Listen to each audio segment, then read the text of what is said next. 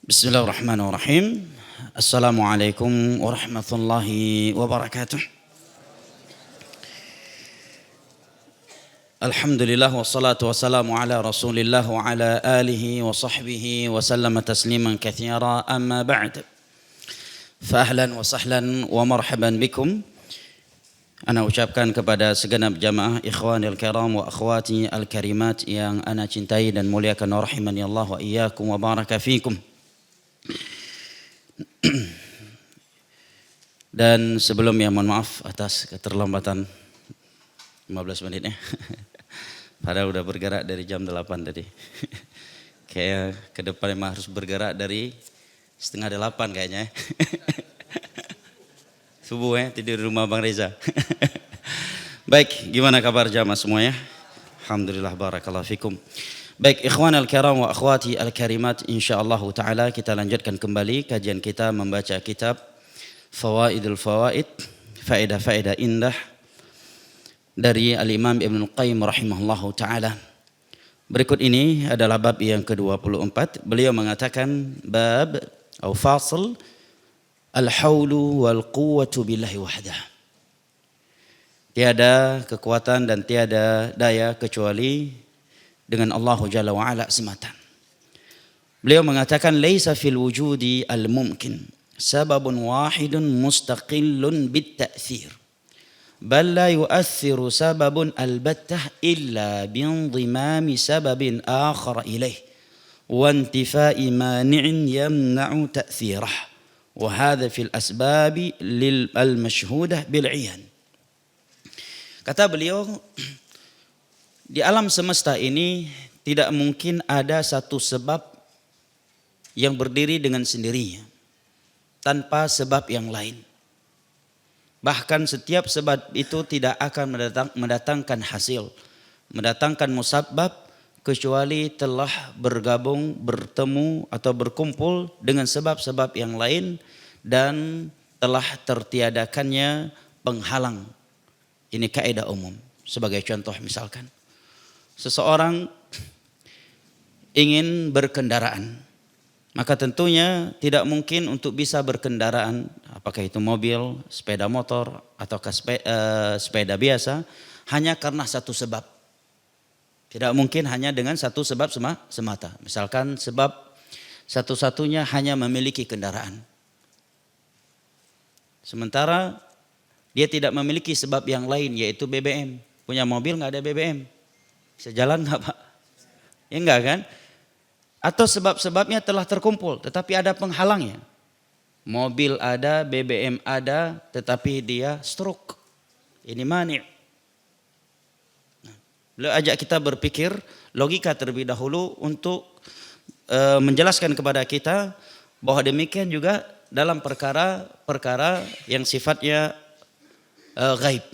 Dalam perkara yang konkret saja, sesuatu itu tidak mungkin terjadi hanya dengan satu sebab. Tanpa ada sebab yang lain. Nah, atau dia telah memiliki sebab-sebab untuk menghasilkan sesuatu atau melakukan sesuatu, tetapi ada penghalangnya. Makanya disebutkan al-hukmu fi syai' la yatimu illa bi tawafuri syurutihi wa intifai mawani'i. Sesuatu itu tidak mungkin terrealisasikan kecuali telah terpenuhi syarat-syaratnya dan telah tertiadakan penghalangnya. Ada sebab tetapi ada penghalang, tidak mungkin juga terjadinya sesuatu. Tidak ada penghalang dan ada sebab tetapi sebabnya cuma satu. Nah, mustahil di dalam suatu perkara itu sebabnya hanya satu. Dia harus memiliki bertemu atau bergabung dengan sebab-sebab yang lain dan harus tertiadakan penghalangnya. Maka Syekh Al-Imam Ibnu Qayyim rahimahullahu taala di sini mengatakan wa fil asbabi al-ghaibah wal asbab al-ma'nawiyah ka ta'thir asy-syams fil hayawan wan nabat fa innahu mawqufun ala asbabin ukhra min wujudi mahallin qabilin wa asbabin ukhra tanḍammu ila dhalika as-sabab. وكذلك حصول الولد موقوف على عدة أسباب غير وطئ الفحل وكذلك جميع الأسباب مع مسبباتها فكل ما يخاف ويرجى من المخلوقات فأعلى غايته أن يكون جزء سبب غير مستقل بالتأثير ولا يستقل بالتأثير وحده دون توقف تأثيره على غيره إلا الله الواحد القهار فلا ينبغي أن يرجى ولا يخاف غيره. Kata Imam Ibnu Qayyim rahimallahu taala terkait makhluk dalam sebab-sebab yang konkret maupun sebab-sebab yang abstrak, ya, seperti pengaruhnya matahari, cahayanya matahari terhadap hewan dan tumbuhan. Manfaat dari cahaya matahari untuk hewan atau tumbuhan ini tidak akan menghasilkan sesuatu tanpa sebab-sebab yang lainnya. Terkadang matahari ada, tetapi kondisi hewan tersebut tidak boleh kena matahari. Nah, atau hewan tersebut atau suatu tanaman tersebut tidak boleh terkena matahari di waktu-waktu atau kondisi-kondisi tertentu. Demikian juga kata beliau wa asbabin ukhar, tanpa ada sebab-sebab yang lainnya. Seperti memiliki anak. Sebabnya tidak hanya nikah. Dia udah nikah, udah punya pasangan, tetapi juga harus ada sebab-sebab yang lainnya. Artinya jamaah yang dimuliakan Allah, semua hasil, ya, dari sesuatu atau dari suatu sebab itu tidak mungkin hanya dengan satu sebab. Ini kalau makhluk, tetapi berbeda dengan Allah Jalla wa'ala. Nah, untuk menciptakan sesuatu Allah tidak bergantungan dengan sebab. Cukup dengan mengatakan kun fayakun. Maka Maryam yang tidak punya suami juga bisa punya anak. Adam yang tidak punya ayah dan ibu yang itu merupakan sebab adanya anak bisa terwujudkan ke dunia dan memiliki anak keturunan. Zakaria dan istrinya yang sudah divonis mandul oleh dokter-dokter dunia dan itu adalah penghalang memilikinya anak. Allah berkehendak lain dan mereka memiliki anak. Apa maksud beliau menjelaskan ini kepada kita? Agar kata beliau fala yanbaghi an yurja wala yukhafu ghairuh. Maka seyogyanya kita tidak berharap dan takut kecuali kepada Allah Jalla wa'ala. Agar kita tidak menggantungkan semua urusan kita kecuali hanya kepada Allah. Karena la haula wala quwwata illa billah. Tiada daya, tiada kekuatan kecuali hanya kepada Allah Jalla wa'ala. Di dalam Al-Quranul Karim Allah menyebutkan banyak kisah yang menunjukkan bahwa sesuatu itu tidak akan terjadi dan tidak akan diraih oleh seseorang tanpa pertolongan dari Allah Jalla wa'ala. Dan tatkala sebagian manusia lupa akan kekuatan dan kekuasaan Allah Jalla wa'ala dengan tidak mengucapkan insya Allah dalam setiap hal yang ingin dia lakukan kecuali Allah berikan teguran kepadanya. Jamaah boleh baca dalam surat Ali Imran ayat 117. Ali Imran ayat 117. Allah berfirman, kamathali rihin fiha sir asabat hartha qaumin zalamu anfusahum fa ahlakat. Seperti kebun atau rih fiha sir, angin yang di dalamnya membawa api, menimpa kebun suatu kaum yang telah melakukan berbagai maksiat. Maka api yang dibawa oleh angin tersebut pun meluluh lantakkan kebun-kebun mereka. Padahal mereka sudah menunggu untuk memanenkannya. Mereka telah menunggu untuk memanenkannya. Tetapi Allah berkehendak lain. Sebab-sebab tumbuhnya tanaman telah mereka lakukan. Dan penghalang-penghalang yang akan menghalangi mereka memanen dari kebun mereka tersebut juga telah mereka tiadakan. Tetapi Allah berkehendak lain. Datang hal-hal yang di luar pikiran manusia. Angin yang di dalamnya api. Semoga Allah tidak pernah memperlihatkannya kepada kita. Pernah lihat gak antum jamaah? Ya, kalau ada api kemudian tersebar disebabkan angin, ini mungkin sering terjadi, ya kan? Ini angin berisikan api. Na'udzubillah min dzalik. Nas'alullah salam wal afiyah. Juga jamaah boleh buka surat Al-Qalam ayat 17. Inna balawnahum kama balawna ashabal jannah إذ أقسموا ليصرمنها مصبحين ولا يستثنون فطاف عليها طائف من ربك وهم نائمون فأصبحت كالصريم. Kami menguji mereka sebagaimana kami menguji pemilik-pemilik sebuah kebun. Sebagian ulama tafsir menyebutkan ini kebun berada di Yaman yang disebut dengan kebun Dharwan, tepatnya berada di luar kota Son'a. Son'a ibu kota Yaman. Kebun ini dimiliki oleh beberapa anak muda atau beberapa anak yang mana dahulunya ayah mereka adalah orang saleh yang gemar berinfak dan bersedekah dari hasil panen kebunnya. Ketika ia meninggal dunia, kebun itu jatuh ke tangan anak-anaknya. Anak-anaknya ada yang saleh dan ada yang tidak saleh. Dan yang tidak saleh lebih berkuasa, lebih mendominasi daripada anak-anak yang saleh. Maka mereka mengatakan, kita akan memanenkan kebun kita ini di pagi hari sebelum datangnya orang-orang miskin. Agar mereka tidak perlu memberikan sedekah dan infak dari hasil panen tersebut. Ada sebagian orang kaya saking pelitnya segitunya jemaah. Benar?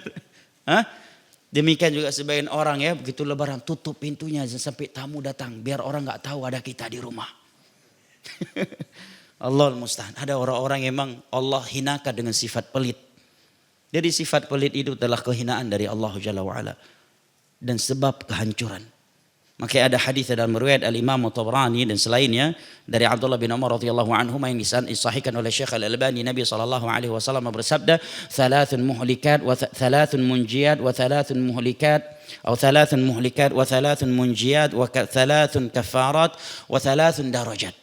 Ada 3 hal yang akan menghancurkan, 3 hal yang akan membahagiakan kalian, 3 hal yang akan mengangkatkan derajat kalian, dan 3 hal yang akan menghapuskan dosa-dosa kalian.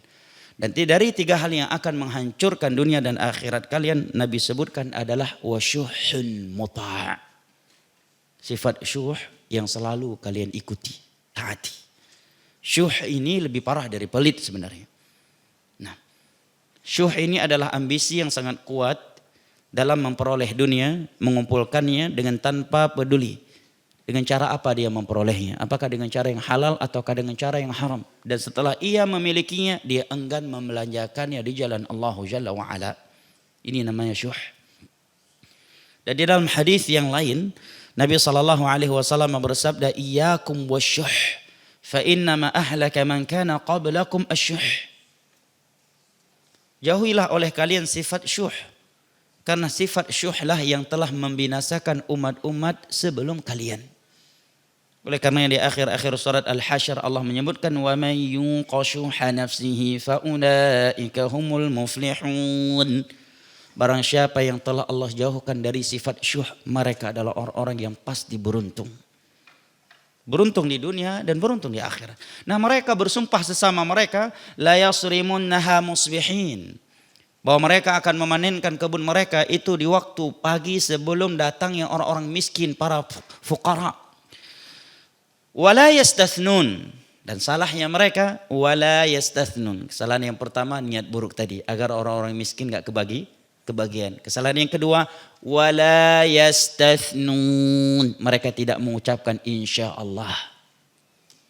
Sebagian orang kan begitu jamaah, saking jauhnya dari Allah, saking lupanya dia dengan Allah, dan saking dia menggantungkan segala urusannya dengan materi yang dia miliki, jarang dia mengucapkan insya Allah, ya kan?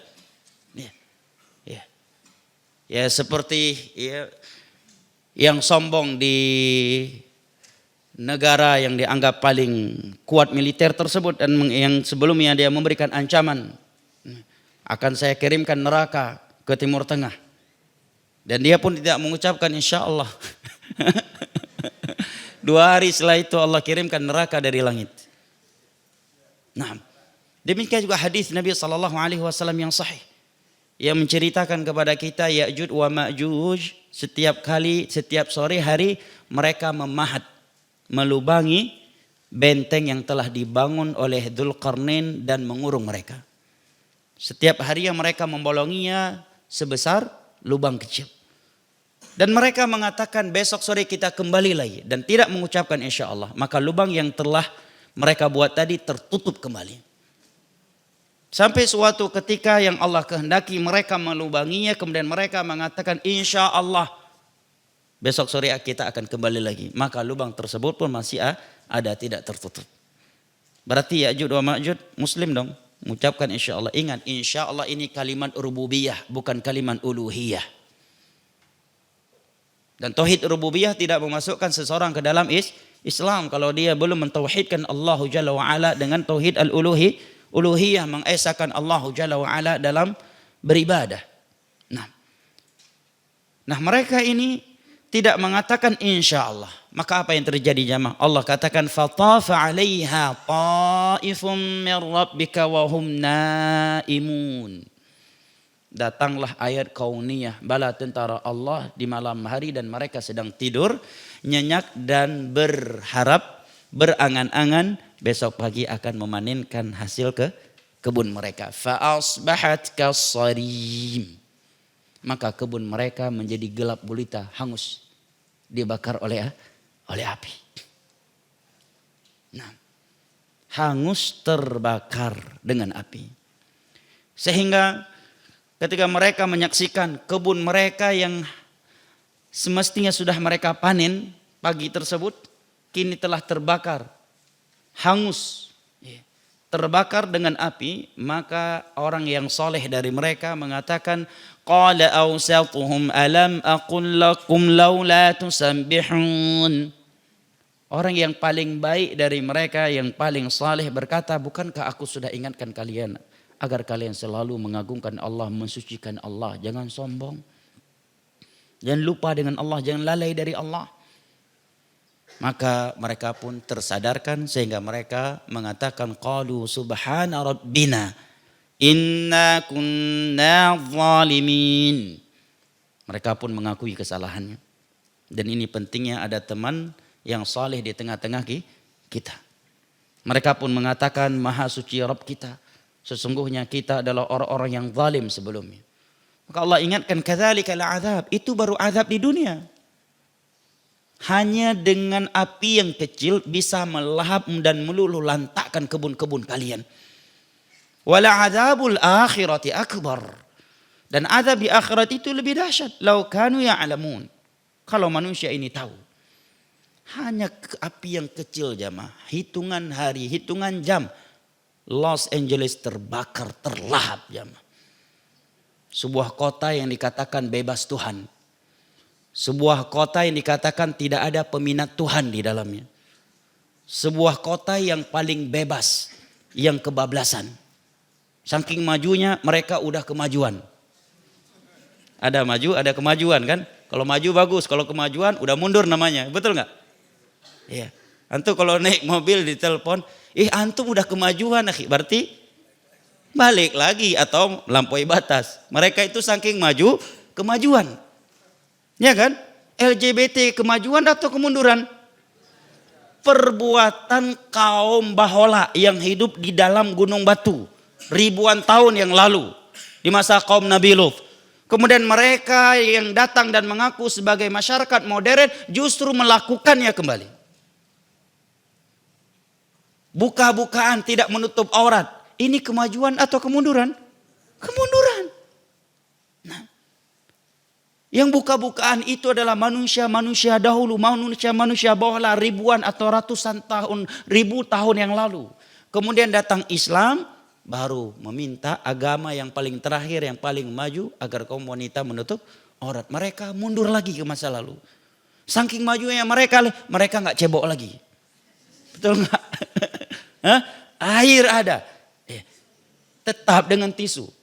Nah, ini kemajuan bukan maju namanya. Hanya dengan api yang kecil terluluh lantakkan. Terlahap kota mereka. Yang katanya kota yang tidak diminati oleh, tidak ada peminat Tuhan di dalamnya. Maka Allah katakan kadzalikal azab. Itu baru azab di dunia. Wala azabul akhirati akbar. Dan azab di akhirat lebih dahsyat. Lau kanu ya'lamun. Seandainya mereka tahu. Sebagai contoh jamaah yang dimuliakan Allah. adalah sebuah hadis yang diriwayatkan oleh Imam Al-Bukhari dari Nu'man bin Bashir radhiyallahu anhu. Nabi sallallahu alaihi wasallam bersabda, "Inna ahwana ahli an-nari 'adaban yaumal qiyamah la rajulun yud'u tahta rijlihi jamratan fayaghni minhuma dibaghuhu fayadhunnu annahu ashadduhum 'adaba wa huwa ahwanuhum 'adaba." Sesungguhnya penghuni neraka yang paling ringan siksaannya, Nabi tidak menyebutkan yang paling keras. Yang paling ringan siksaannya adalah seorang hamba yang Allah letakkan 2 bara api di bawah kakinya. Baru diletakkan 2 bara api di bawah kakinya. Belum dituangkan minyak yang mendidih ke dalam mulutnya. Belum juga dituangkan nanahnya penghuni neraka ke dalam mulutnya. Tetapi baru diletakkan 2 bara api di bawah kakinya. Fayaghli minhum adibaghu. Maka meleleh dan mendidihlah otaknya. Sepanas-panasnya api di dunia ini, kalau api kaki yang terbakar, jangankan otak yang mendidih, ya lutut pun tidak ikut terbakar. Kalau baru telapak kaki yang dibakar. Tetapi berbeda dengan azab di akhirat. Sungguh benar apa yang Allah katakan, wala adzabul akhirati akbar. Azab di akhirat lebih dahsyat. Hanya dengan diletakkan 2 bara api di bawah kaki seorang hamba, maka otaknya bisa mendidih dan meleleh. Fayadhunnu annahu ashadduhum 'adzaba, sehingga dia menyangka bahwa dirinya adalah penghuni neraka yang paling keras siksaannya. Wa huwa ahwanuhum 'adzaba, padahal dia adalah penghuni neraka yang paling ringan siksaannya. Seandainya ada penduduk neraka yang paling ringan azabnya, maka inilah azab yang paling ringan dia dalam neraka. Seandainya seseorang Allah masukkan ke neraka karena suatu dosa yang paling kecil, maka inilah azab yang paling kecil, yang paling ringan di dalam neraka. Sementara 1 hari di dalam neraka paling pendeknya seperti 1000 tahun di dunia ini. Wa inna yawman 'inda rabbika ka'alfi sanatin mimma ta'udun. Dan 1 hari di sisi Rabbmu itu seperti 1000 tahun di dunia ini. Seandainya seseorang mampir ke dalam neraka sebelum masuk ke dalam surga sehari saja, maka seakan dia serasanya dia telah diazab 1000 tahun lamanya. Dan sebagian hari yang lainnya Allah katakan khamsina alfasanah. 1 hari di akhirat itu ada yang panjangnya seperti 50.000 tahun di dunia ini. Oleh karenanya dalam surat Al-Ma'arij Allah berfirman, yawaddul mujrimu law yaftadi min 'adzabi yaumi idzin bi banihi wa sahibatihi wa akhihi wa fasilatihi allati tu'wihi wa man fil ardi jami'an thumma yunjihi kalla innaha ladha nazza'atan lisyawa. Allah mengatakan yawaddul mujrim, orang-orang yang banyak melakukan dosa di dunia ini pada hari kiamat nanti berangan-angan. Seandainya dia bisa menjadikan istri, anak, ibu, ayah dan seluruh manusia yang pernah setia kepadanya di dunia dapat dia jadikan sebagai tebusannya dari azab Allah. Saking dahsyatnya azab Allah, seandainya ada tawaran. Ya, kalau kita bahasakan untuk mudah dipahami, boleh Anda kami bebaskan dari neraka, tapi sebagai gantinya ayah, ibu, istri, anak dan seluruh orang-orang yang sangat mencintai Anda dan Anda cintai ketika di dunia. Mau? Semua orang jawab, mau. Bakar saja ibu saya biar saya penting saya selamat. Lemparkan saja ayah saya ke dalam neraka, istri, anak. Yang penting saya bisa selamat. Ini menggambarkan kepada kita dahsyatnya neraka. Berbeda dengan di dunia, seorang terkadang rela mati demi ibunya, demi anaknya, demi istri, ya kan? Tetapi di akhirat nanti ketika dia melihat betapa dahsyatnya hari kiamat, akhirat neraka Allah, maka Allah katakan yawaddul mujrimu law yaftadi min adabi yaumi idzin bi banihi wa sahibatihi wa akhihi wa fasilatihi allati tu'wihi wa man fil ardi jami'an thumma yunjihi kalla innaha ladha. Para pelaku dosa berangan-angan seandainya dia bisa menjadikan istri, anak, saudara, ibu, ayah dan seluruh orang-orang yang telah melindunginya ketika di dunia sebagai tebusannya dari neraka Allah. Tetapi kata Allah, kalla, sekali-kali tidak. Setiap orang dengan kejelekannya. Innaha ladha, sesungguhnya api neraka itu akan menyala-nyala dan melahap siapa saja yang dilemparkan ke dalamnya. Maka Allah sebutkan di sini bahwa Ketika mereka sombong, lupa mengucapkan insya Allah, sebuah kalimat yang mengandung makna la haula wala quwata illa billah. Ketika seseorang mengucapkan insya Allah, maka dia telah mengakui la haula wala quwata illa billah. Mereka kata Allah wala yastathnun. Mereka tidak mengucapkan insya Allah yang mengandung kalimat la haula wala quwata illa billah, sehingga Allah katakan fa afatafa 'alaiha ta'ifum min rabbika wa hum naimun.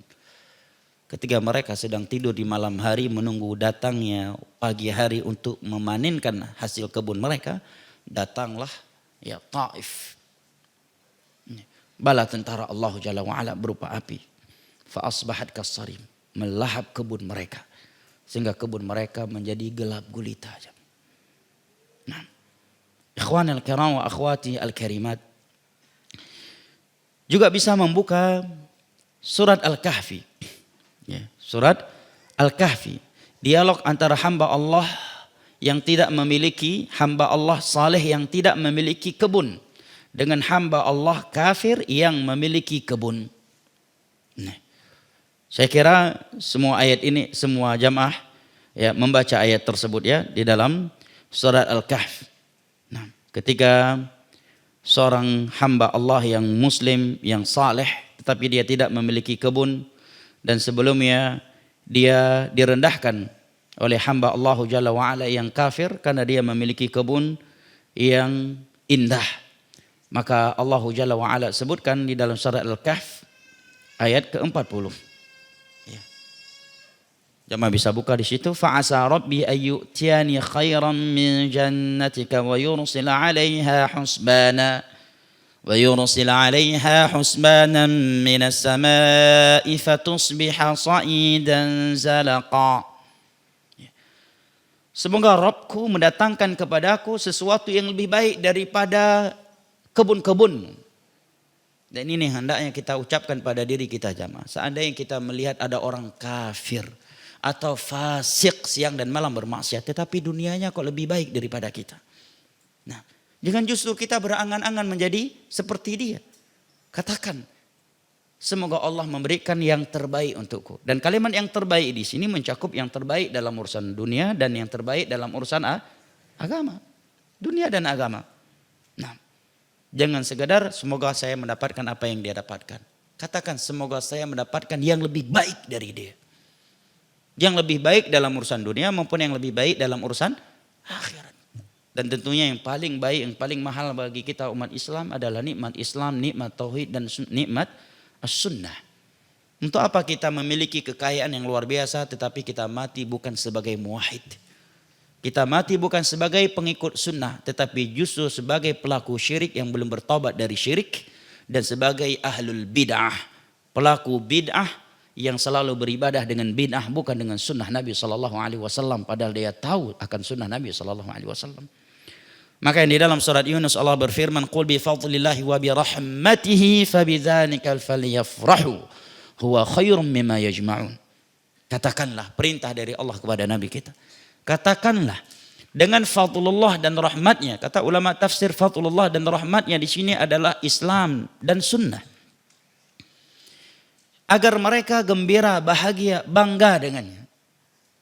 Itu lebih baik daripada dunia beserta isinya yang dikumpulkan oleh manusia.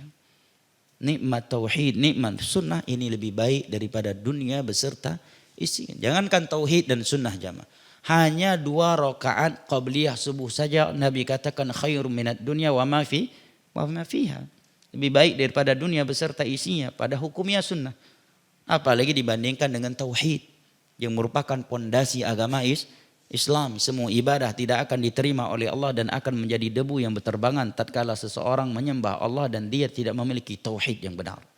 Nah, maka hamba ini berkata kepada hamba kafir yang memiliki kebun dan telah merendahkannya, yang mengatakan ana khairum mink, aku lebih baik dari kamu, aku punya dunia lebih banyak daripada kamu, saya kaya kamu miskin. Ya, kamu sih terlalu fanatik sama agama, dikit-dikit haram ini haram ini haram ini haram, akhirnya kamu jatuh miskin tuh. Ya, dikit-dikit riba, akhirnya ente belum punya rumah, asyik sama riba haram nih. Ya, pakai riba, ya, pinjam riba, rumah udah bisa bangun, kendaraan ada, bisnis bagus, istri udah 4. Ente sih kebanyakan haramnya. Nah, sebagian orang saking sombong ya, saking materialistisnya bahasanya seperti itu, ya kan? Makanya jangan terlalu fanatik sama agama lo. Ya. Akhirnya kamu nggak bisa kaya, nggak bisa bahagia. Dia kira kebahagiaan itu hanya dengan kekayaan. Dan seakan-akan kekayaan itu haram bagi mereka yang mentauhidkan Allah dan mengikuti sunnah Nabi SAW. Nah, mereka lupa bahwa Nabi Sulaiman orang terkaya di muka bumi dan beliau orang yang paling sempurna tauhidnya. Nah, Dzulqarnain, ya, dan para sahabat yang lainnya. Utsman bin Affan mampu menyedekahkan 600 ekor onta sealat-alat perangnya dalam satu kali waktu. 600 ekor onta, 600 mobil aja mah. Sekalinya Pak, 600 mobil. Kita cuma bisa sebutkan ceritanya doang. Semoga Allah mudahkan, ya. Ya. Baik, ya belum bisa 600 mobil, 600 gorengan aja dulu. Ya kan? Jangan nunggu ada mobil dulu ya kan? Ada kemampuan dengan gorengan aja dulu.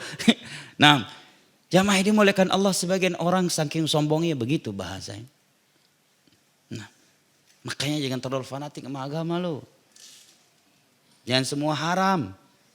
Gak bakal bisa kaya lu, gak bakal bisa sukses lu. Anak ente di pondok ini memang masa depannya dia akan makan surat Al-Baqarah, sarapan dia dengan surat Ali Imran, makan siangnya dengan surat An-Nisa, makan malamnya dengan surat Al-A'raf. Mahar dia nanti dengan tahlil, tahmid, tasbih. Segitunya sebagian orang. Ketika Allah turunkan teguran, baru dia luar biasa. Nah, ada cerita dari seorang dokter kepada anak. Anda berusaha untuk menyebutkan secara umum ya. Seorang pejabat di dalam pemerintahan dengan pangkat yang sangat tinggi, di bagian badan, ya, di sebuah badan, ya, yang ya, hal yang dimaklumi dan sudah merahasia umum para pencipta kontra intelijen atau chipcon. Ya, anaknya jatuh sakit luar biasa, jatuh sakit luar biasa. Dan orang biasanya sekejam apapun kalau anaknya sakit, tetap ya luluh hatinya. Nah, kemudian dia bersedekah memanggil anak-anak yatim dan orang-orang fakir miskin makan, ya, ke rumahnya. Kemudian dia umrah, ya. Kemudian pulang umrah dia undang juga makan. Kemudian dia panggil dokter ini yang sudah merupakan seperti kakak asuh dengan anak, beliau dokter bedah. Dan anak tadi sudah sembuh seperti belum pernah sakit dengan penyakit yang sebelumnya. Apa maksud anak menyebutkan kisah ini? Terkadang sebagian orang menggantungkan segala-galanya hanya dengan materi, ya kan? Padahal dia sudah keluar masuk rumah sakit belum sembuh-sembuh jemaah. Tapi setelah dia sadar harus dekat dengan Allah, dia perbanyak sedekah, dia pun berangkat umrah. Dia mungkin sebelumnya sholat pun gak pernah. Anaknya itu dibawa umrah. Mungkin di sana dia menangis di hadapan Allah, meminta pertolongan, meminta kesembuhan, meminum air zam-zam yang sebelumnya nggak pernah percaya tentang air zam-zam mungkin ya. Pulang sembuh ya. Nah, sebagian orang karena dia memiliki segala-galanya, dia lupa bahwasanya la haula wala quwata illa billah. Nah, ada seorang pejabat juga berkata di hadapan para anggotanya yang akan lulus. Dia mengatakan kalau orang berkata bahwa dunia ini seperti roda yang selalu berputar. Terkadang di atas, terkadang kita di bawah. Kalau saya nggak percaya itu. Saya semenjak masuk ke dalam institusi ini, saya selalu dari bawah ke atas, semakin atas dan tidak pernah jatuh ke bawah. Sekali jatuh langsung masuk penjara. Walaupun nggak tahu dia ada di penjara atau enggak, bisa jadi cuma namanya doang. Dan nggak perlu Anda sebutkan orang yang mungkin antum sudah bisa ya menebak siapa yang Anda maksud. Nah, yang menghebohkan sejawat Indonesia kasusnya. Dia berkata demikian. Di depan anak-anak didiknya. Kalau orang berkeyakinan bahwa dunia ini berputar, terkadang kita di atas, terkadang jatuh. Kalau saya enggak. Semenjak saya berada di dalam institusi ini, saya selalu semakin ke atas, semakin tinggi dan tidak pernah jatuh ke bawah. Sekali jatuh langsung ke dalam sumur bor, Pak. Ya, Allah musta'an. La haula wa la quwata illa billah.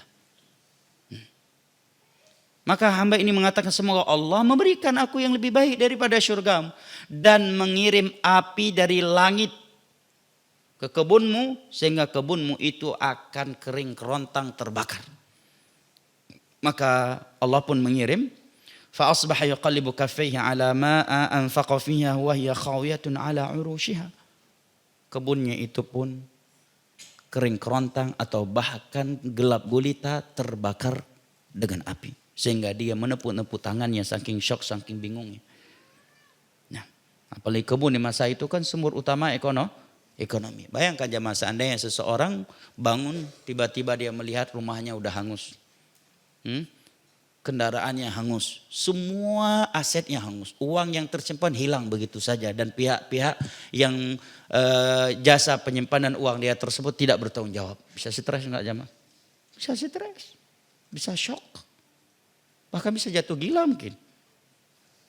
Makanya dia diingatkan oleh hamba Allah yang saleh ini. Dan dia tidak memiliki kebun dengan mengatakan walaula iz dakhalta jannataka qulta ma sya'allahu la quwwata illa billah. Semestinya engkau ketika masuk ke kebunmu mengatakan masya Allah. Itu nikmat dari Allah. Bukan karena kepintaranmu, kelihayanmu. Semestinya engkau mengucapkan masya Allah. La quwata illa billah. Tiada daya, tiada kekuatan kecuali dengan Allah Subhanahu wa ta'ala. Dan biasanya merupakan sunnatullah jamaah. Seseorang itu semakin tinggi kesombongannya, semakin dekat dengan keruntuhannya. Fir'aun Allah runtuhkan. Setelah dia mengatakan ana rabbukumul a'la. Allah runtuhkan ya. Pada seumur hidup katanya dia nggak pernah jatuh sakit. Gimana tuh? Ratusan tahun hidupnya nggak pernah jatuh sakit. Kita seminggu aja udah banyak sakit. Apalagi sakit hati ya Bu ya. Setiap kajian sakit hati Bu ya. Ya. Allah janganlah Bu ya. Masa pulang kajian sakit hati. Sakit hati Ustaz kenapa? Yang lain tasnya bagus-bagus banget. Cuma ana doang yang tas kaki 5. Allah musta'an. Ya. Fir'aun gak pernah jatuh sakit ya ma. Dan siapa pemimpin yang pernah antum melihat berani melawan tukang sihir? Gak ada. Keumuman presiden, secara umum presiden, perdana menteri, gubernur, jenderal sekalipun itu takut sama tukang sihir. Justru dia minta penjagaan dari tukang sihir, ya kan? Gelangkah, ya, tali di pinggang, berbeda dengan Fir'aun. Begitu tukang sihir yang dia panggil bertaubat, beriman, masuk Islam, apa kata Fir'aun? La usallibannakum fi judhu'in nakhli wa la ta'lamunna ayyuna asyaddu 'adaban wa abqa. Aku akan salib kalian semua di pelepah-pelepah kurma. Salib itu tangan kanan dipotong dengan kaki kiri atau sebaliknya. Dan kalian akan tahu siapa yang paling tersiksa di dunia ini dari kita. Tukang sihir dimob sama Fir'aun. Hari ini enggak, orang berkata biasanya penguasa minta dukungan malah sama tukang sihir ya kan. Mau F1 aja panggil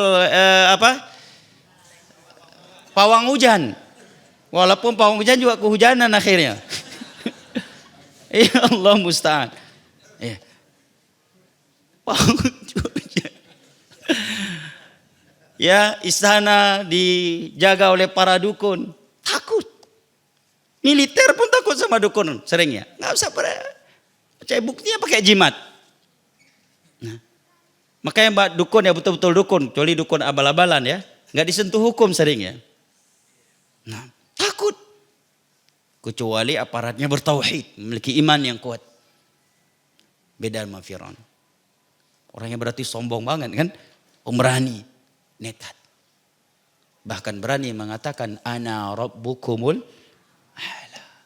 Allah tenggelamkan di dalam Laut Merah bersama ribuan bala tentaranya. Dan dia sedang mengejar Nabi Musa, Nabi Harun alaihi wassalatu wassalam bersama kaum muslimin untuk dibunuhnya. Semakin tinggi kesombongan seseorang, semakin dekat dengan keruntuhan. Semakin banyak kezaliman seseorang, semakin dekat dengan azab Allah Jalla wa'ala. Ikhwan al-kiram wa akhwati al-karimat, Allah mengatakan, فلا تحسبن الله غافلا عما يعمل الظالمون إنما نؤخرهم ليوم تشخص فيه الأبصار. Jangan kalian mengira Allah itu lalai dari perbuatan orang-orang zalim. Masa Allah nggak tahu apa yang terjadi terhadap saudara-saudara kita di Palestina, di Suria, di India, di Burma dan yang lainnya? Mungkinkah Allah tidak melihat, tidak mengetahui? Dan mungkinkah Allah membiarkan itu? Ar-Rahman, Ar-Rahim, Al-Hakim, Al-Alim ala kulli syai'in qadir, yang innama amru idza arada syai'an an yaqula lahu kun fayakun. Terkadang Allah memang mengundur untuk memberikan pahala kepada kaum muslimin dan menjadikan azab yang semakin besar bagi orang-orang yang menzalimi mereka. Kemudian Allah membalas mereka di hari kiamat nanti, dan sebagiannya dibalas langsung di dunia sebelum di akhirat.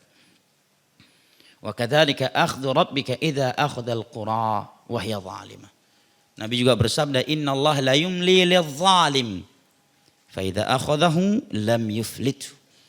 Allah itu mengundur azabnya terhadap orang-orang zalim. Ini mungkin jawaban ya bagi yang bertanya, kok bisa ya orang-orang zalim ini kok umurnya panjang-panjang banget. Ya, Allah memang mengundur. La yumli lidh-dhalim. Allah tangguhkan, kata. Allah berikan kesehatan. Fa idza akhadhahu lam yuflit. Begitu Allah mengambilnya, dia tidak bisa lari sedikit pun. Gak sempat taubat. Fir'aun. Allah tenggelamkan dan dia bersama ribuan bala tentaranya sedang mengejar utusan Allah untuk dibunuh. Yang sebelumnya adalah anak angkatnya. Dia yang besarkan, dia yang berikan makan Nabi Musa alaihissalam. Sombong dia. Dia melihat Nabi Musa aja bisa masuk ke dalam laut yang lebih lemah dari kita, masa kita yang lebih kuat nggak bisa masuk ke dalam laut? Dia lupa bahwa Nabi Musa masuk ke dalam laut bersama kaum muslimin itu karena perintah Allah dan mukjizat dari Allah. Lah dia kafir. Mukjizat dari mana? Dari syaitan. Ya, dia pun masuk. Akhirnya Allah tutup, tenggelam dia. Begitu tenggelam, takut juga dia. Allah juga yang dia panggil. Kalau bahasa orang sekarang apa? Mewek juga dia. Ya kan? Tadinya garang, petantang, petenteng. Begitu tenggelam, Allah juga yang dia panggil. Dia pun mengatakan, Amantu billadzi amanat bihi Banu Israel. Aku pun beriman dengan zat yang diimani oleh Bani Israel. Kata para ulama, saking sombongnya dia tidak mengatakan aku beriman kepada Allah. Tetapi dia mengatakan aku beriman kepada zat yang diimani oleh Bani Israel. Allah haramkan mulutnya menyebut nama Allah. Ini kehinaan jemaah. Bukan keberanian. Kenapa anak mengatakan ini bukan keberanian? Ada sebagian orang kalau turbulensi dalam pesawat, dia bertahan tidak mengucapkan astagfirullah. Takut dibilang, takut sama kawannya. Iya, dia bertahan. Malu dia mau ngomong astagfirullah, la ilaha illallah, Allahu akbar. Malu dia sama kawannya. La ilaha illallah. Malu menyebut nama Allah. Itu kehinaan dan kesombongan. Sementara Nabi mengatakan man kana akhirul kalamihi la ilaha illallah dakhalal jannah. Barang siapa yang kalimat la ilaha illallah adalah kalimat terakhir keluar dari mulutnya, maka dia pasti masuk surga. Mestinya ingat Allah dalam hal itu. Sebagian orang saking gengsinya begitu. Sebelum menaik pesawat petantang petenteng, ya kan? Begitu turbulensi, kalau sendiri mungkin nggak ada yang kenal, dia mengucapkan la ilaha illallah, Allahu akbar. Begitu dengan seragam militernya, malu dia ingin memanggil Allah. Yang lain semua udah mengucapkan Allahu akbar, la ilaha illallah, subhanallah, Allahu akbar, dia bertahan. Malu sama kawan-kawannya, apalagi dia komandan mungkin. Ya, akhirnya mati dalam keadaan malu menyebut nama Allah sang penciptanya, pemilik surga dan neraka. Saking sombongnya Fir'aun, dia mengatakan aku beriman kepada zat yang diimani oleh Bani Israel. Dia tidak menyebut Allah Subhanahu wa taala, saking sombongnya dia. Maka kesombongan dalam kondisi yang genting jemaah itu sebuah kehinaan. dan penghinaan dari Allah Subhanahu wa taala. Nah, maka Allah Jalla wa Ala sebutkan kepada kita di dalam surah Al-Kahfi ini, orang enggak mengucapkan la haula wala quwata illa billah. Tidak mengucapkan Masya Allah ketika dia terkagum-kagumi dengan kebunnya. Dia lupa bahwasanya la haula wala quwata illa billah. Demikian juga jamaah dimuliakan Allah, disebutkan sebuah kisah ketika Qubrus, ya. Qubrus ini ya sebuah negara di barat, ke arah barat Turki, ya. Ya, di barat Turki yang ditaklukkan oleh kaum muslimin. Kemudian Abu Darda ketika melihat mereka tertawan, mereka menangis. Beliau menangis. Para mujahidin bertanya, kok antum justru menangis? Padahal mereka kafir membantai kaum muslimin sebelumnya. Aku menangis bukan kasihan sama mereka. Aku menangis betapa hinanya manusia di hadapan Allah setelah sebelumnya mereka kuat. Ya, kuat, bengis, kejam. Sekarang mereka menjadi tawanan kita yang lemah, yang minoritas ini. Betapa hina dan lemahnya manusia ini di hadapan Allah. Los Angeles katanya, tempat yang paling elit, ya kan? Paling elit. Udah. Properti yang begitu megah, begitu kokoh. Hanya dengan secuil api yang Allah kirimkan. Terlahap semuanya. Kita ini terlalu hina dan terlalu ringan bagi Allah Jalla wa'ala. Ya'jud wa ma'jud. Ini kan ujian yang luar biasa dari Allah. Saking kuatnya Ya'jud wa ma'jud, Nabi Isa saja diperintahkan oleh Allah untuk tidak melawan. Tetapi Nabi Isa diperintahkan oleh Allah untuk membawa lari kaum muslimin ke Tur Sina, bukit Tur Sina. Padahal sebelumnya Dajjal mati di tangannya Nabi Isa. Di sebuah daerah yang bernama Babu Lut, dekat Masjidil Aqsa.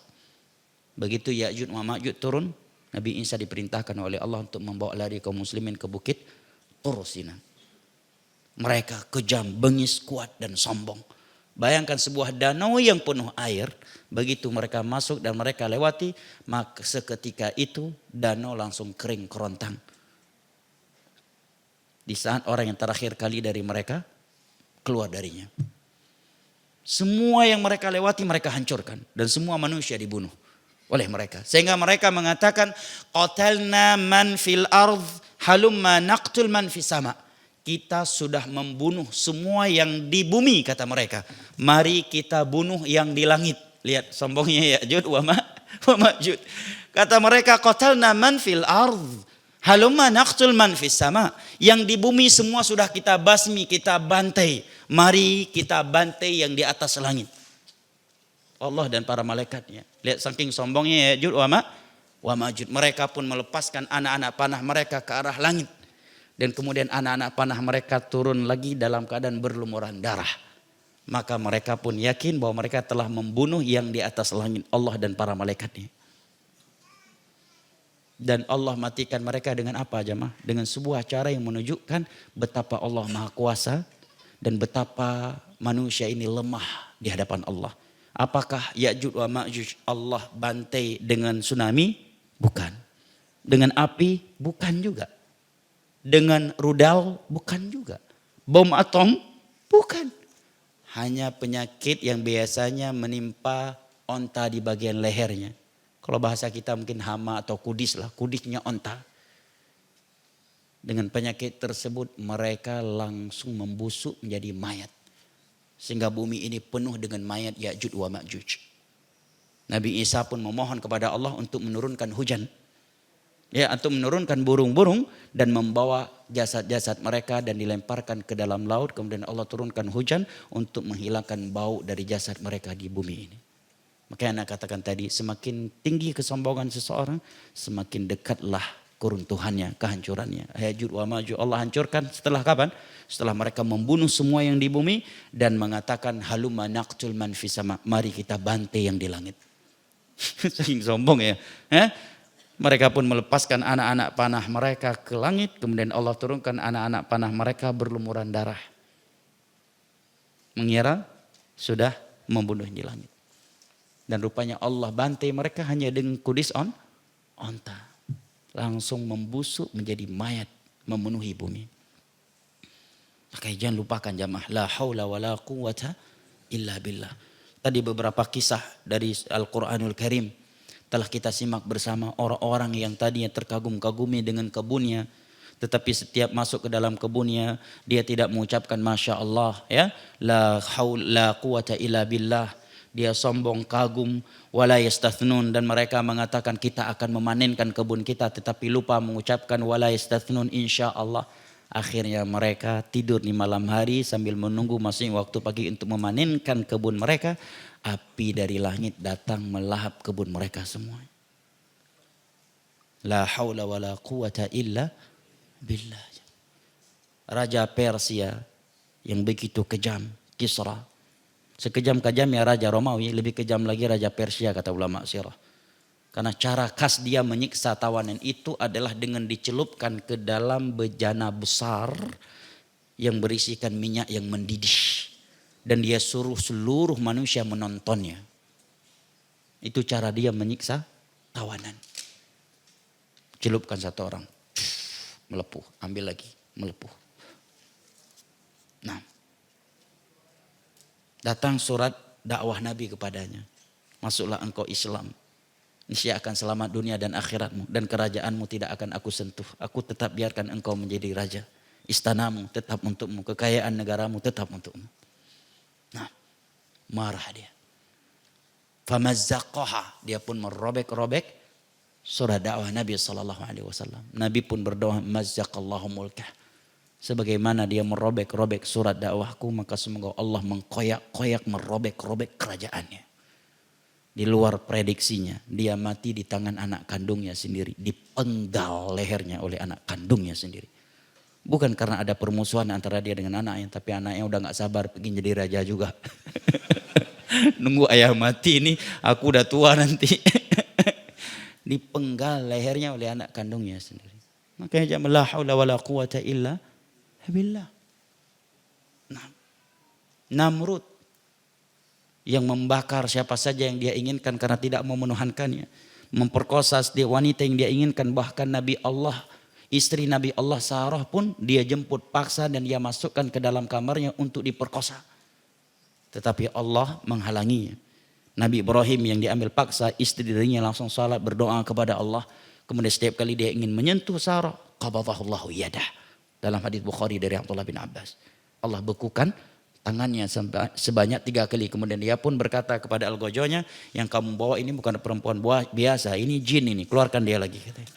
Maka dia pun menghadiahkan Hajar kepada Sarah. Itulah cikal bakal keberadaan Sarah di tengah-tengah Nabi Ibrahim. Kemudian Sarah menghadiahkan Hajar, menikahkan Nabi Ibrahim dengan Hajar, istri kedua, istri muda yang hadiah dari Sarah. Jadi Hajar, istri kedua Nabi Ibrahim, hadiah dari istri pertama ya ibu-ibu ya.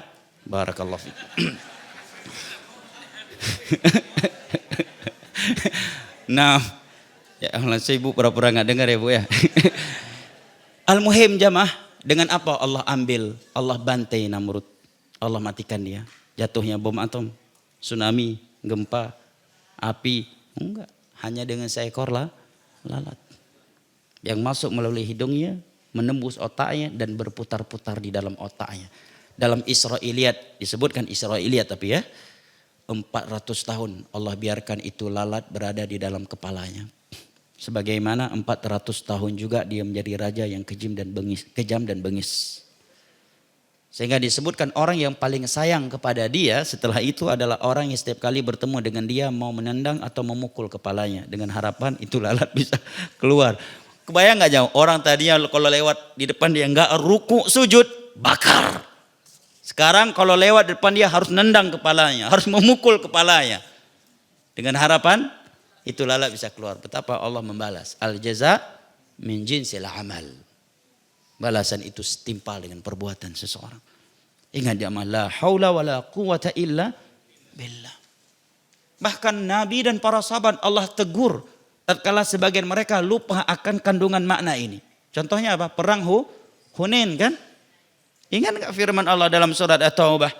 Wa yauma Hunainin iz a'jabatkum kasratukum falam tughni ankum syai'a fi'atukum syai'a وضاقت عليكم الأرض بما رحبت ثم وليتم مدبرين, kata Allah. Ingat tentang perang Hunain. Tatkala kalian ujub dengan jumlah kalian yang banyak, itu pun hanya ada di hati sebagian gelintir sahabat Nabi yang baru masuk Islam. Bukan seperti Abu Bakar dan semisal dengannya. Mereka kagum. Perang Badar saja kita bisa menang pada jumlah kita hanya 300 orang dan musuh 1000 orang. Nah, tanpa persenjataan yang lengkap. Perang Uhud, jumlah musuh lebih banyak, kita bisa menang di awalnya. Apalagi sekarang jumlah kita berkali-kali lipat lebih banyak daripada musuh. Maka Allah timpakan kekalahan terhadap kaum muslimin. Dan Allah ingatkan, jangan ujub lagi kalian. Jangan lupa, la haula wa la quwata illa billah. Nabi dan kaum muslimin pun mengalami kekalahan yang luar biasa dan terporak-porandakan. Jika Allah ingatkan dalam Al-Quran, Allah firmankan dalam Al-Quran, tertulis di dalam mushaf, wa yauma Hunain. Ingat oleh kalian, jangan lupa kejadian Hunain kalian. Idz a'jabatkum kathratukum. Tatkala kalian ujub dengan jumlah kalian yang banyak. Jangan ujub jamaah.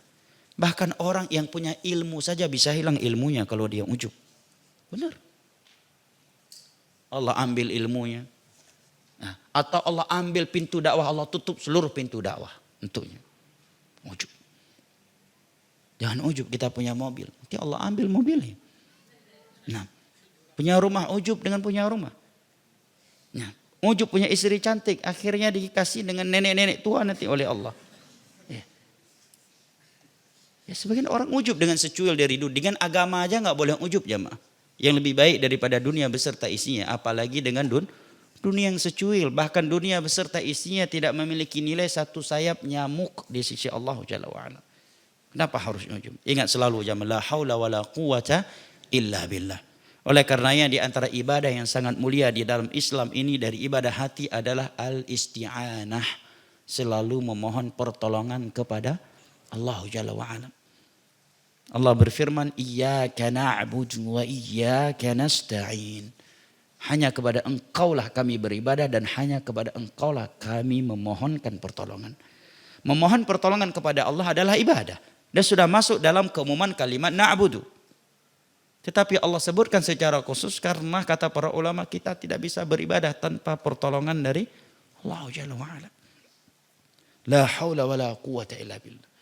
Maka ketika kita keluar dari rumah, doa yang atau zikir yang Nabi anjurkan apa? Bismillah tawakkaltu ala Allah. La haula wa la quwata illa billah. Bismillah, dengan nama Allah. Hanya kepada Allah aku bertawakal. Tiada daya, tiada kekuatan kecuali hanya dengan Allah Subhanahu wa ta'ala.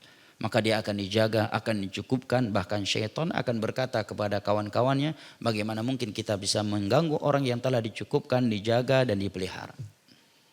Nah, ikhwanul kiram wa akhwati al-karimat, gantungkan segala urusan kita hanya kepada Allah Jalla wa'ala agar hidup kita ini menjadi tenang, menjadi tentram, ya. Dan yang terakhir disebutkan faedah indah oleh Al-Imam Ibnul Qayyim di dalam beberapa kitab beliau yang lainnya, bahwa kalimat la haula wala quwata illa billah ini kalau orang awam mengucapkannya dengan tujuan untuk mendatangkan kekuatan, ya, karena sedang lemah, sedang tidak mampu, maka dia mengucapkan la haula wala quwata illa billah biar kuat, ya. Tetapi orang yang benar-benar mengenal Allah dan keagungannya, mereka mengucapkan la haula wala quwata illa billah bukan sekadar untuk mendatangkan kekuatan, tetapi justru di saat dia sedang kuat, dia mengucapkannya untuk menghilangkan kesombongan, ujub dari hatinya dan mengingatkannya bahwa kekuatan dan daya yang dia miliki tersebut datangnya dari Allah. Nah, la haula wala quwata illa billah. Nah, karena tanpa pertolongan dari Allah jamaah kita tidak bisa buat apa-apa. Baik jamaah yang dimuliakan Allah, kita cukupkan sampai di sini. Kita bacakan pertanyaan-pertanyaan yang tertunda bulan yang lalu, ya. Dan kalau masih ada hari ini juga silahkan dituliskan di kertas. Barakallahu fikum. Bolehkah kita bersedekah bekas? Jazakallahu khair. Kita niatkan pahalanya untuk ayah yang sudah wafat. Kita bersedekah dalam rangka memperingati 1 tahun wafatnya ayah kita. Yang bermasalah yang terakhir ini. Sedekahnya udah bener, ya kan? Kenapa harus dikhususkan dengan 1 tahun wafatnya. Ingat ya, mengkhususkan suatu ibadah dengan cara di waktu, tempat atau nominal yang khusus, ini membutuhkan dalil yang khusus. Ini bisa menjerumuskan seseorang ke dalam al-bid'ah al-idhafiyah. Bid'ah idhafiyah. Ya, bid'ah idhafiyah itu asalnya dianjurkan, namun cabangnya menjadi bid'ah. Sedekah dianjurkan. Sedekah atas nama orang tua juga sampai ada hadisnya. Tetapi ketika dia meniatkan ini bertepatan dengan 1 tahun wafatnya, ini yang menjadi bid'ah. Karena telah mengkhususkan suatu ibadah dengan cara, waktu, nominal, ya, dengan tanpa dalil yang khusus. Barakallahu fiik. Dan ini bagus ya, di sini walaupun barang bekas ya, walaupun tentunya sedekah yang paling menguji keimanan dan paling besar pahalanya adalah sedekah, menyedekahkan sebagian harta yang masih kita cintai. Bukan semua, sebagian ya. Makanya ada ayat yang berbunyi, lan tanalul birra hatta tunfiqu mimma tuhibbun. Kalian tidak akan merasakan manisnya keimanan sehingga kalian menyedekahkan sebagian harta yang tuhibbun, pakai fi'il mudhari, sedang kalian cintai. Karena manusia ini keumumannya punya sifat, secara umum punya sifat wa innahu li hubbil khairi lasyadid. Punya kecintaan yang luar biasa terhadap hartanya. Makanya ketika ayat ini turun, Abu Talha yang merupakan konglomerat Madinah saat itu langsung datang kepada Nabi, wahai Rasulullah, aku mendengar Allah menurunkan ayat ini kepadamu. Dan sesungguhnya harta yang paling aku cintai saat ini adalah kebunku Bayraha yang ada di sebelah Masjid Nabawi, kebun yang produktif. Tolong jadikan ini hartaku di jalan Allah Subhanahu wa taala. Adapun menyedekahkan kebun yang ada di tengah-tengah hutan Kalimantan sono, Papua sana, wakaf untuk masjid Pak Ustadz ya. Semua orang juga bisa, jangankan dia, kakek dia aja belum pernah ke kebun itu saking jauhnya. Itu yang dia wakafkan untuk masjid. Gimana mau bermanfaat? Ya kan? Mesti yang dia wakafkan yang nggak di taman mini ya. Atau yang di mana biar produktif. Ya. Tapi paling tidak lebih baik lah ya barang ini disedekahkan. Karena ada sebagian orang parah banget ya, udah barang bekas dia jual lagi. Jual barang bekas punya dia gitu kan, karena udah nggak muat lagi lemarinya, ya dijual, ya udah sedekahin aja dapat pahala kok. Nah, dan Allah akan balas dengan 700 kali lipat dan bisa lebih dari itu. Mathalul ladzina yunfiquna amwalahum في سبيل الله كمثل حبة أنبتت 7 سنابل في كل سنبلة 100 حبة والله يضاعف لمن يشاء والله واسع عليم. Perumpamaan harta yang disedekahkan di jalan Allah. Makanya kalau sedekahkan upayakan di jalan Allah Jalla wa'ala. Jangan justru harta yang kita berikan digunakan oleh orang untuk pamer, untuk bermaksiat. Ya. Di jalan Allah itu seperti satu biji-bijian yang ditanam, kemudian tumbuh dan keluar darinya sanabil, 7 ranting, 7 cabang, 7 tangkai. Dan di setiap satu tangkainya terdapat 100 buah-buahan. Berarti semuanya ada berapa? 700. Berarti uang 1 juta. Dikeluarkan 100.000 untuk sedekah. Kalau dengan kalkulasi matematika sama dengan berapa? 900, ya kan? Tapi kalau dengan kalkulasi zakat atau sedekah berapa sisanya? Uang 1 juta sedekahkan 100.000. Berarti 100.000 kali 700 berapa? Bukan kali 7. 100.000 kali 700.000. Berapa juta? 70. Berarti sama dengannya 70.900.000 sisa uang dia. Itu sedekah aja. Nah, makanya ketika Nabi pulang bertanya kepada Aisyah, apa yang tersisa dari kambing yang ada di rumah kita tadi? Maka Aisyah mengatakan, ma baqiya minha illa rusukh. Wahai Rasulullah, enggak ada lagi yang tersisa kecuali bagian kecil dari kakinya. Yang lain sudah aku sedekahkan semuanya. Apa kata Nabi? Semuanya masih tersisa. Yang sudah hilang, yang tidak tersisa adalah kaki yang kamu tahan. Nah, dan tentunya Fikih sedekah adalah mengutamakan yang wajib terlebih dahulu dan orang yang lebih dekat dengan kita yang berada di bawah tanggung jawab kita. Ibda biman ta'al. Maka tentunya ini lebih baik ya, disedekahkan barang bekas. Karena ada sebagian orang Masya Allah jamaah. Di rumahnya ada satu lemari khusus hanya untuk tas. Saking banyaknya tas, dia bingung hari ini keluar pakai tas apa. Nah ibu-ibu, sandal juga begitu. Sebagai jamaah umroh Anda pernah lihat, berangkat umroh satu koper besar khusus hanya sepatu dan tas jamaah. Padahal paket umroh cuma 7 hari. Siapa juga yang mau lihat tas dia yang berbrand itu. Tapi begitulah manusia secara umum ya kan. Wa innahu lihubbil khairi lasyadid. Maka didiklah diri kita untuk bersedekah. Karena harta kita ini terlalu mahal. Terlalu berharga, terlalu bernilai hanya untuk digunakan untuk hal yang sifatnya sia-sia dan tidak berbuah pahala. Apa penjelasan tentang kafir zimmi dan semacamnya? Pertanyaan cukup bagus. Kafir di dalam Islam ya ada 2 secara umum. Halal darah, harta dan kehormatannya, dan yang kedua tidak halal darah, kehormatan dan hartanya. Yang halal adalah kafir harbi. Kafir di medan tempur, di medan jihad yang memerangi kaum muslimin. Inilah kafir yang Allah katakan waqtuluhum haitsu saqiftumuhum. Tangkaplah mereka, bunuhlah mereka dimanapun kalian mendapati mereka.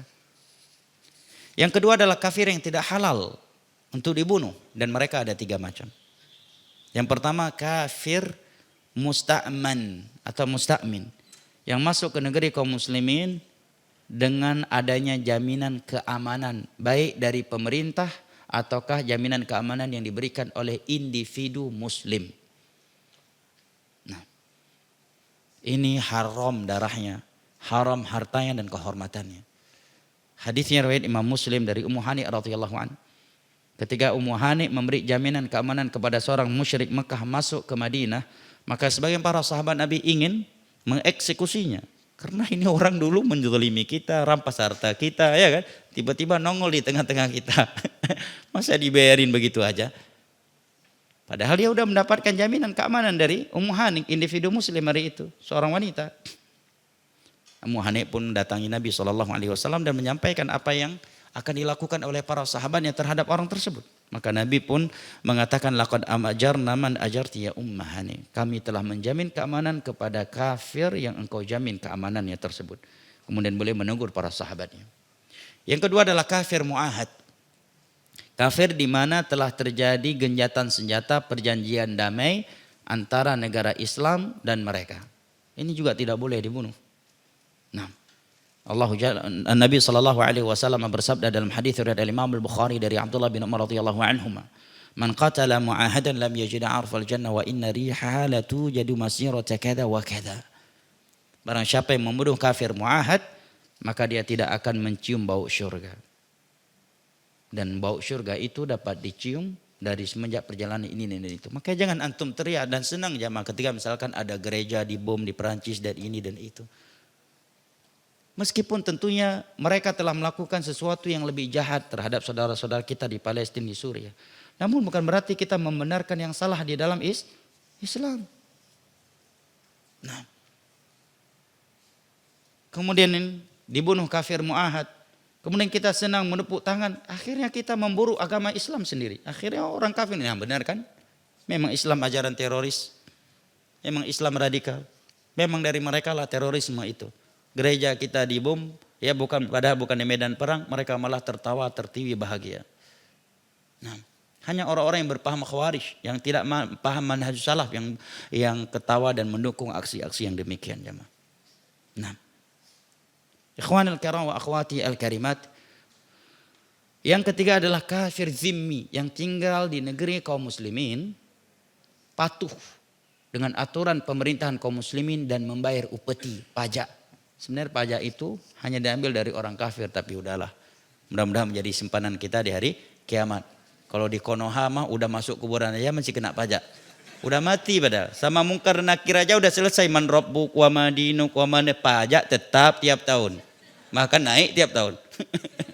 Tapi anggap aja itu sebagai simpanan di hari kiamat nanti yang akan kita ambil kembali. Wallahu taala alam bisawab. Maka dari ini kita berlepas diri dan mengingkari aksi bom Bali 1, bom Bali 1, bom Bali 2, bom Mario dan semisal dengannya. Karena yang dibunuh adalah kafir-kafir yang dilindungi di dalam Islam sebagai kafir musta'man, kafir mu'ahad ataukah kafir dhimmi. Dan kita juga terkadang nggak tahu siapa yang melakukannya, bisa jadi kontra intelijen. Ya. Tapi siapapun pelakunya, apakah itu konspirasi atau bukan, Islam tidak membenarkan aksi itu. Nah.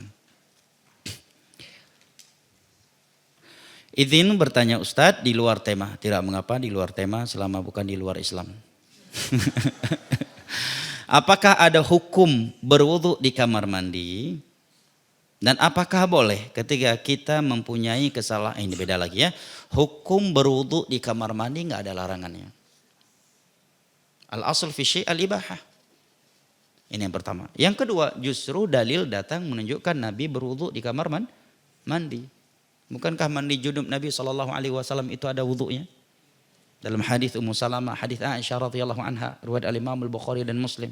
Kalau dalam hadis Aisyah, Nabi wudu duluan sampai sempurna kemudian baru mandi lagi.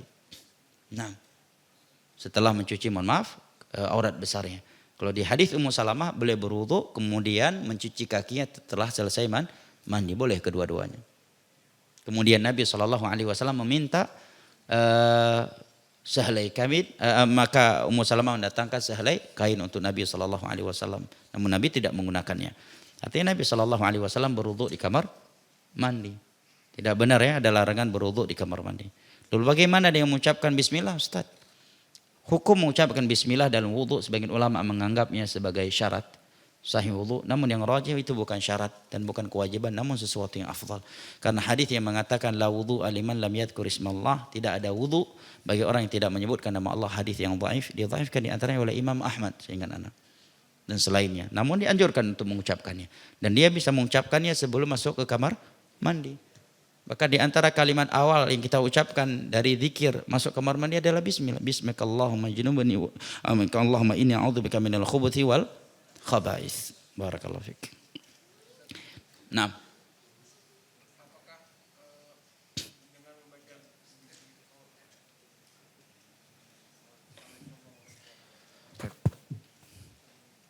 Apakah dengan membaca doa masuk WC itu cukup untuk kita wudhu, Ustaz? Jadi kita kan kalau mau masuk WC itu kita jadi nggak perlu wudhu lagi setelah baca doa masuk WC? Nggak perlu baca bismillah. Nah, itu yang dijawab tadi.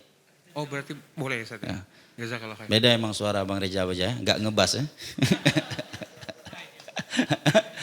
Nah, ya tercukupi dengan zikir masuk kamar mandi. Nah, dengar suara abang jadi flashback ya. Jazakallah ya Pak Reza. Nah, barakallah, semoga banyak orang dapat hidayah sebab beliau. Dan apakah boleh ketika kita mempunyai kesalahan kepada orang lain dan kita belum meminta maaf kepada orang tersebut, apakah boleh dengan cara yang lain? Tetapi kita tidak berkata sambil mengasih sesuatu, maafin ana ya kalau salah, gimana Ustaz? Kalau kesalahannya disadari olehnya, maka kita harus meminta maaf kepadanya. Sebagaimana Nabi SAW memerintahkan Abu Bakar minta maaf kepada beberapa sahabat lainnya yang Abu Bakar katakan aku telah membuat mereka marah. Kecuali dia tidak tahu. Contohnya ghibah, kita menggibahi dia dan dia tidak tahu kita menggibainya. Maka sebagian ulama mengatakan ini tidak harus kamu kasih tahu, anak kemarin udah gibahin nanti. Malah yang tadinya dia nggak marah jadi marah, kata Syekh Utsaimin. Cukup ente perbanyakkan istighfar untuk dia. Nah, Allah taala alam bisawab, ilmu indallah. Ya karena memang sebagian orang saking gengsinya itu kan harga mati baginya untuk tidak mengeluarkan maafin ana ya dari mulutnya. Berat bagi sebagian orang memang untuk mengeluarkan kalimat saya minta maaf. Tetapi Nabi kan sudah memerintahkan fal yatahallalhu al-yawm. Hadis riwayat Imam Muslim dari Abu Hurairah radhiyallahu anhu. Hendaknya kalian minta maaf hari ini sebelum datang hari kiamat di mana dirham dan dinar tidak lagi berguna. Barakallahu fiik. Izin bertanya di luar tema Ustaz, saya ibu rumah tangga dan tidak punya pekerjaan lain, hanya suami yang bekerja. Alhamdulillah, ini sebaik-baik profesi dan setinggi-tinggi karir seorang wanita. Menjadi ibu rumah tangga. Jangan ibu berkata, apa kerjanya Bu? Saya pengangguran. Enggak. Jawab, saya wanita paling tinggi karirnya di dunia ini. Sebagai ibu rumah tangga. Nikmat loh Bu, nggak perlu kerja. Ada yang wanita-wanita Masya Allah ya. Dari pagi harus keluar, pulang malam baru pulang ya. Dia beli lipstick, beli make up, tapi bukan untuk suaminya, tapi untuk kawan-kawannya di kantor. Pulang udah lelah ya. Karena di dalam Islam wanita ini sudah cukup lelah, sudah cukup berkorban untuk suaminya. Maka tidak pantas lagi dia dituntun untuk bekerja. Bayangkan jamaah 9 bulan lamanya kita menitipkan janin bayi kita di dalam perutnya. Ya kan? Antum kalau ada orang yang nitipkan anak ke dalam perut antum 9 bulan, berapa gaji antum minta? Jangankan di dalam perut jamaah, anak udah besar aja dititip oleh istri 15 menit. Nyiapin sarapan pagi untuk kita juga padahal. Kita udah ngomel-ngomel, lama banget sih Umi. Padahal cuma 15 menit dititipkan. Itu pun dititipkan di atas kasur, kita cuma disuruh lihat doang. Nggak disuruh kasih asi. Lah istri kita 9 bulan lamanya kita titipkan bayi kita di dalam perut mereka. Susah tidur, susah jalan, susah bergerak, pantang ini, pantang itu. Setelah itu kita meminta dia untuk rela dan ridho agar diobok-obok mahkotanya oleh ibu bidan atau oleh pihak medis. Demi mengeluarkan bayi kita yang sudah kita titipkan di dalam perutnya selama 9 bulan dalam keadaan berlumuran darah. Bahkan sebagian wanita dia harus rela perutnya dibelah dan dijahit dan merasakan pedihnya pasca sesar selama setahun, bahkan ada yang sampai 2 tahun, bahkan ada yang putus kembali itu jahitan sebab suaminya juga. Ya. Atau ya karena aktivitas rumah tangga. Setelah itu 2 tahun lamanya kita meminta dia menyusui bayi kita. Padahal sudah 9 bulan bayi kita menyerap gizi dari tubuhnya. Kemudian setelah itu 2 bulan lamanya kita minta dia menyusui bayi kita. Di sepertiga akhir malam sedang terlelap tidur dia harus bangun untuk menyusui bayi kita. Sementara kita ngorok dan pura-pura tidak dengar anak menangis. Nah, bahkan terkadang sedang hamil tua dia harus memasak, menyuci, mengepel. Demi membahagiakan bayi besarnya. Karena bayi besar itu lebih merepotkan daripada bayi kecil. Karena bayi kecil biasanya lebih pengertian daripada bayi besar. Tiap tahun kita, sebagian orang 2 tahun sekali membuat istrinya seperti itu. Ada yang 3 tahun sekali, bahkan ada yang 1 tahun setengah sekali. Kemudian begitu istri udah agak gemuk ya, udah agak ya espresso dikit warna kulitnya, kemudian kita katakan kok sudah kurang cantiknya, padahal ente yang membuat dia kurang cantik sekarang. Ya kan? Siapa yang membuat istri kita gemuk jamaah? Kita. Ya, sebelum nikah dia langsing, six pack, setelah menikah jadi one pack sebab kita. Makanya anak nggak setuju kalau dikatakan wanita ibu rumah tangga itu pengangguran, nggak punya pekerjaan. Itulah sebaik-baik pekerjaan. Nah. Dan bersyukur jamaah punya istri sebagai ibu rumah tangga sehingga dia, cuma yang parahnya udah dia sebagai ibu rumah tangga waktunya habis untuk menggosip, habis dengan nonton film Korea. Ya, bukan untuk mengurus rumah tangga. Semestinya status sosialnya sebagai ibu rumah tangga ini menjadi sebab dia lebih sempurna merawat suami, anak-anak dan menjadikan ini sebagai pintu surga terbaik untuknya. Kami punya rumah atas nama saya, atas izin suami. Apakah otomatis rumah itu menjadi milik saya atau tetap menjadi warisan jika suatu nanti jika suami duluan wafat? Udah siap-siap nih. Masya Allah. Suami belum meninggal udah nanya. Dan jika suami pernah mengatakan itu milik saya, apakah harus ada saksi di hadap ini penting, pertanyaan cukup bagus. Ya. Harus dipastikan diatasnamakan ibu karena suami memberikannya kepada ibu atau hanya sekedar terkadang ya biar nggak kena pajak progresif.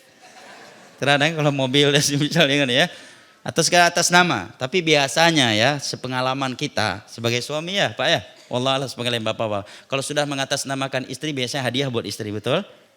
Ibu-ibu, bapak-bapak kok berat menjawab betul. Betul nggak Pak? Biasanya begitu. Maka ini menjadi milik istri. Kalau suami meninggal, maka ini nggak menjadi bahan warisan, udah milik istri. Jangan lantas ibu langsung racunin suami biar cepat. Tapi kalau si istri yang meninggal, maka ini rumah menjadi warisan untuk suami dan anak-anaknya. Suaminya mendapatkan 1/4 kalau dia punya anak, atau 1/8 kalau dia sebaliknya lah, setengah kalau dia nggak punya anak, 1/4 kalau dia punya anak. Kalau perempuan kan falahunna tsumunu mimma taraktum illam yakul lakum in kana lakum wala wa in lam yakul lakum wala falahunna rubu mimma taraktum min ba'di wasiyatin tunsuna biha aw dain. Kalau istri kan warisannya 1/8 kalau kita punya anak. Kalau kita nggak punya anak dia dapat 1/4. Baik, begitu Bu ya, barakallahu fik. Makanya kalau suami bilang ini atas nama ibu, langsung minta saksi ibu biar lebih enak urusannya. Walaupun secara Islam nggak perlu. Cuma kan nanti di persidangan harus ada saksi. Langsung buat ke notaris Bu. Istri pun terkejut, ini istri katanya. Tapi nggak apa daripada menjadi sumber pertikaian, menjadi fitnah. Kalau orang Yaman bilang as-sarahah rahah, transparan itu membuat kita lebih lega. Ya, lebih baik pahit dari awal daripada sekarang kita udah berangan-angan ini rumah kita, begitu dia meninggal datang orang tuanya, datang abangnya. Ya, apabila dia nggak punya anak, minta saksi. Anak-anak terkhusus sebagai ahli waris, ya, menyaksikan dan ke notaris lebih baik. Ya, ke notaris sehingga dipastikan secara negara sekalipun itu juga haknya anti. Wallahu a'lam bishawab. Ustadz, mohon maaf bertanya di luar tema. Apakah mau menjadi istri kedua zalim terhadap istri pertama? Maksudnya gimana nih? Apakah apabila seorang wanita mau dipoligami oleh seorang lelaki berarti dia telah menzalimi istri yang pertamanya? Kalau dia melakukannya dengan cara syar'i, maka ini tidak dikatakan pelakor. Jahat banget memang warga Konoha ini. Asal aja kasih nama orang ya kan, pelakor lah. Pelakor apa artinya? Pencuri laki orang, bukan laki orang. Masa mau laki hewan mau diambil? Pasti laki orang dong. Berarti Aisyah pelakor dong, Sofiyah pelakor dong, Ummu Salamah pelakor. Banyak banget dari sahabat yang jadi pelakor. Nah, hendaknya segala sesuatu itu dinilai dan disikapi dengan ilmu. Kita menjawab ini sebagai hukum Allah tanpa melihat kepada kondisi praktisi di lapangan, karena kondisi para praktisi poligami di lapangan itu bukan pertimbangan hukum Islam. Yang menjadi dasar hukum dalam Islam apa yang Allah dan Rasulnya katakan. Misalkan sholat, ya ada orang dengan sholat tetap jahat, apakah kita salahkan sholatnya? Ya kan? Sekarang kalau kita katakan banyak Ustadz gara-gara yang poligami hancur rumah tangganya, yang monogami juga banyak hancur rumah tangganya. Apakah rumah tangga dia hancur karena dia monogami? Jarang kita dengar ada orang yang mengatakan rumah tangga dia hancur karena dia monogami. Tapi seringnya apa? Karena dia poligami. Secara hukum poligami, ya, ini hukum Allah yang Allah bolehkan. Dan kita tidak bisa membencinya. Ini ketetapan Allah. Hukum Allah, dan Allah itu Ar-Rahman, Ar-Rahim, Al-Hakim, Al-Alim. Tidak mungkin Allah membolehkan, apalagi menganjurkan sesuatu yang dominannya atau murni buruk. Enggak mungkin. Karena Allah itu Ar-Rahman, Ar-Rahim, Al-Hakim, Al-Alim. Kalau ada kejelekan yang terjadi pada orang yang melakukannya, berarti dirinya yang salah. Dirinya yang salah. Yang kedua, jamaah yang dimuliakan Allah. Kalau kita memakai logika sekalipun ya, ada hadis dalam Sunan Ibnu Majah. Ibu-ibu dengar sampai tuntas, jangan salah paham. Ya, jangan dikira anak membela bapak-bapak atau bapak-bapak mengira saya membela ibu-ibu. Dengar dari awal sampai akhir. Secara logika ini dalam hadis riwayat Imam Ibnu Majah, Nabi mengatakan hatta yakuna li khamsina imra'ah al-qayyimul wahid. Di akhir zaman itu, menjelang hari kiamat itu, 50 wanita dipimpin oleh satu laki-laki. Artinya apa? 50/1. Kalau semuanya monogami, maka 49-nya lagi mau dibawa kemana? Istri kita jawab, biar orang lain yang mikirkan bang, gak usah abang yang mikirkan. Istri Ana jawabnya gitu, biar orang lain, abang mikirin dakwah aja katanya, mikirin jadwal, gak usah mikirin wanita lain. Allah musta'an. Afwan ya. Logikanya kan, satu laki-laki banding 50. Kalau semua yang monogami, 49 yang laki dibawa kemana jamaah?